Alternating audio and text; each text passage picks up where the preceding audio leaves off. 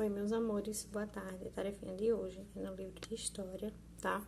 Das páginas 112 a 115. Pra gente não ficar sem fazer atividade de História já, a gente já tá 2 semanas, né, sem fazer atividade de História. A gente fez só aquela que foi relacionada à proclamação da República. Mas aí, pra gente voltar para o livro um pouquinho, né? Aí a gente vai fazer das páginas 112 a 115, tá? Na página 112, ele vem me falando, a gente tá falando sobre o trabalho, né? E aqui ele vem falando sobre o trabalho no passado, ou seja, como eram os trabalhos de antigamente. Aí ele tem aqui ó, no título, Profissões do Passado. Acompanha comigo a leitura. Algumas profissões do passado deixaram de existir ou se transformaram porque as necessidades da população foram mudando ao longo do tempo.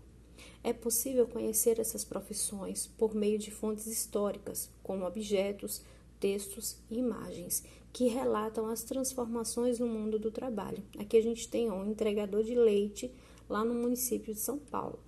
Eles iam passando de casa em casa, deixando as garrafinhas ou se não galões grandes, né? Hoje em dia a gente vai no mercado e compra. O acendedor de lampiões, por exemplo, era o profissional responsável por acender e apagar os lampiões da iluminação pública da cidade. Lampiões são o que a gente chama de poste, tá?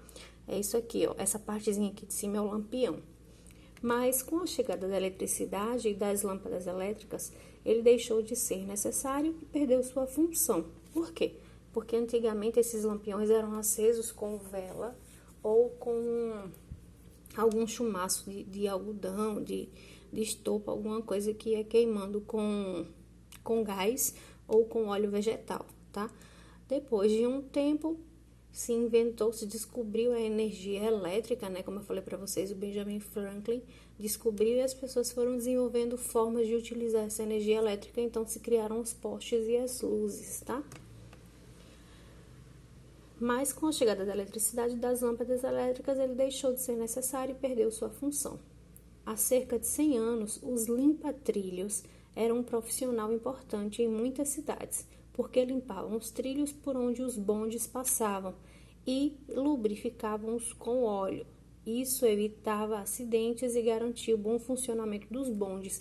Então, ia uma pessoa com esse jatozinho, ó, limpando e depois colocando óleo, porque os bondes eram como se fossem pequenos ônibus que andavam em trilhos. A gente até já viu foto, né? Aqui no livro mesmo, andavam em trilhos pela cidade carregando as pessoas. Era o transporte coletivo da época, né? Há 100 anos atrás. Os lampiões usados para iluminação pública das cidades utilizavam o azeite como combustível e muitas vezes o gás. Por isso, precisavam ser diariamente acesos ao anoitecer e apagados ao amanhecer. A partir do momento que esses postes, né, eles são ligados à energia elétrica, eles são ligados a partir de um mecanismo próprio, né? Uma pessoa já deixa isso automaticamente para se acender quando vai escurecendo, por isso que as lâmpadas dos postes se acendem sem a gente precisar nem chegar perto. Então, essas pessoas começaram a deixar de trabalhar nesse tipo de coisa porque não existia mais esses postes, né? E esses limpa-trilhos também deixaram de trabalhar porque hoje em dia a gente não usa bonde, né? Pelo contrário, a gente nem vê bonde por aqui. Muitas cidades nem sequer tem esses trilhos por dentro da cidade. A maioria das pessoas usa ônibus, carro, moto, né? Foram se inventando outros meios de transporte e esses meios de transporte foram ficando populares, ou seja, as pessoas começaram a poder comprar esse meio de transporte e começaram a utilizá-los, tá? No passado, em muitas cidades, as ruas eram calçadas ou cobertas por pedras. Por isso, a profissão do calceteiro ou assentador de pedras era importante. E esses profissionais eram muito solicitados. Atualmente, a maioria das ruas das cidades brasileiras é coberta por asfalto, né, que geralmente é colocado por carros, né? Tem pessoas que acompanham esse processo, mas quem joga lá o asfalto são aqueles caminhões próprios para isso. Então, não precisa de uma pessoa para ir colocando pedra por pedra. Antigamente, o calceteiro, né, ou assentador de pedras, ele ia botando pedra por pedra. Técnica que é mais barata, como é o caso do asfalto, que é só chegar, botar todo o produto dentro do caminhão, o caminhão joga, outro caminhão passa por cima para nivelar e é só deixar secar. Então, é muito mais barato botar asfalto, tá? Relacione o profissional antigo à sua função. Aí eu tenho aqui número 1, acendedor de lampiões, que eram aquelas pessoas que acendiam os lampiões, né? Acendiam e apagavam todos os dias. O limpa-trilhos, que eram aquelas pessoas que limpavam e colocavam óleo nos trilhos para os bondes passarem. E o calceteiro, que eram as pessoas que colocavam as pedras para assentar, né? Ou seja, colocava pedra por pedra aí nas calçadas e nas ruas.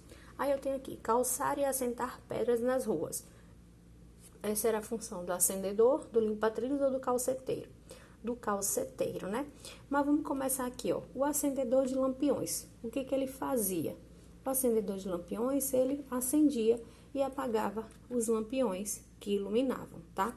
O limpa-trilhos, o que é que ele fazia? O limpa-trilhos, ele limpava e lubrificava os trilhos com óleo.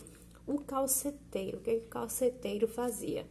Calçava e assentava pedras nas ruas. Deixa eu colocar aqui para poder ficar dentro, tá? É a configuração, por isso que às vezes fica a coisa errada quando a gente faz. Então, aqui eu tenho o acender e apagar como acendedor de lampiões, né? Limpar e lubrificar com óleo os trilhos, o limpa-trilhos, que é o número 2, e por fim, calçar e assentar as pedras nas ruas do calceteiro. Compare essas duas fontes históricas, ou seja, as duas fotos, né? E responda as perguntas. Aí eu tenho aqui embaixo esse textinho, que é a legenda, né? Que é um textinho que me fala sobre a imagem. Eu tenho vendedor de vassouras, município de São Paulo, estado de São Paulo, 1910. E aqui, vendedor de vassouras, no município de São Paulo, estado de São Paulo, em 2015, né? 105 anos depois. Quais são as semelhanças entre os trabalhadores das duas imagens? Olha, os dois são vendedores, né? Dois vendedores de vassouras. É possível identificar qual foto é do passado e qual é a atual? Como? Sim, primeiro pela qualidade da foto, né? Pela cor da foto.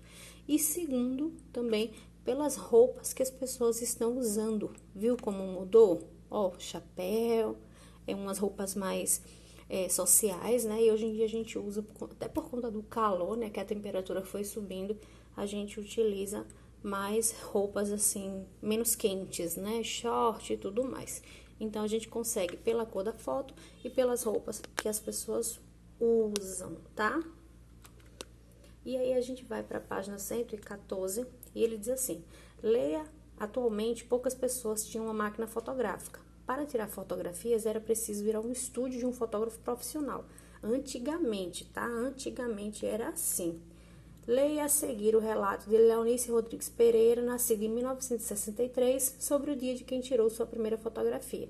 Depois responda as questões. Então, eu tenho aqui um textinho de uma pessoa que foi contando como é que foi a primeira vez dela tirando uma foto. Porque antigamente a gente não tirava foto em celular, não existiam celulares, né? As pessoas tiravam foto em um estúdio de fotografia, tá? Aí, aqui eu tenho o título da história dela, ela narrando, né? Minha primeira fotografia.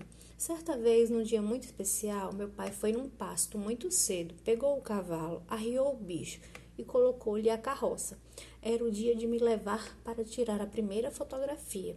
Minha mãe levara dias costurando tal vestido para tal fotografia na sua máquina de costura à mão. Havia comprado um tecido fino vermelho de bolinhas brancas e rendas para enfeitá-lo. Fomos em direção ao centro da cidade. O estúdio era numa grande sala cheia de cortinas, um lugar diferente para mim, uma mistura de sagrado com estranho. Vira para cá, levante a cabeça, mas assim, fiquei dura como uma boneca de plástico. Dias depois, meu pai buscou as fotos, as quais eu não me cansava de olhar. Depois de revelar várias cópias de uma única pose, minha mãe enviou pelos correios para várias pessoas da família. Aí aqui eu tenho algumas perguntas, mas você vai ver que não vai dar para responder aí. Então, vocês vão responder no caderno de vocês. Como vocês já sabem, tá? Copia aqui o número 3, bota a letrinha e bota a resposta. Quem tirou a primeira fotografia da Leonice? Quem tirou foi um fotógrafo, né? Porque foi um dia especial para Leonice. Porque ela foi para um estúdio de fotografia, né? Como as pessoas da família de Leonice puderam ver a fotografia? Elas receberam a foto através dos correios, né? Ele diz aqui, ó, depois de revelar várias cópias de uma única pose, minha mãe enviou pelo correio para várias pessoas da família. Letra D. Você se lembra de quando tirou sua primeira fotografia? Geralmente a gente é muito pequenininho, né? Hoje em dia as pessoas tiram muita foto, aí vão, ou na idade de tia, né? Tia vai fazer 35 mês que vem.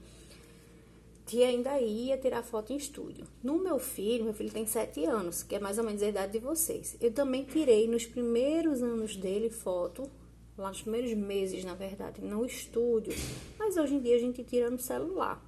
Mas ele não se lembra da primeira foto dele, eu também não me lembro. Eu posso olhar para a foto e aí eu vou saber que fui eu, mas eu não vou me lembrar porque faz muito tempo. Então eu coloquei aqui que a gente não lembra da primeira foto. A Leonice lembrou porque eu acho que ela fez esse relato enquanto estava fresquinho na cabeça dela, né, enquanto ela era pequena. Ou porque era uma situação atípica, né, de ir para o estúdio, antigamente não se tirava foto. Mas se você lembrar, você bota aqui que sim, tá certo? Qual é a diferença entre a fotografia tirada por Leonice e as fotografias tiradas por sua família?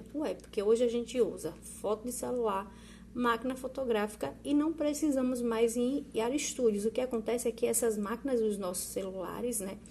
Essas fotos que nós tiramos nos celulares têm as mesmas qualidades, às vezes, de uma foto de estúdio, porque os celulares são muito avançados, né, em relação à foto, aos pixels. Então, as fotos ficam muito boas. Então, às vezes, a gente nem vai para um estúdio, né? A gente só vai para o estúdio quando quer tirar uma foto bem diferente. Mas a verdade é que a maioria das fotos que a gente tira mesmo no celular hoje em dia, né? Diferente da Leonice, que precisou ir para um estúdio para poder tirar fotos, tá?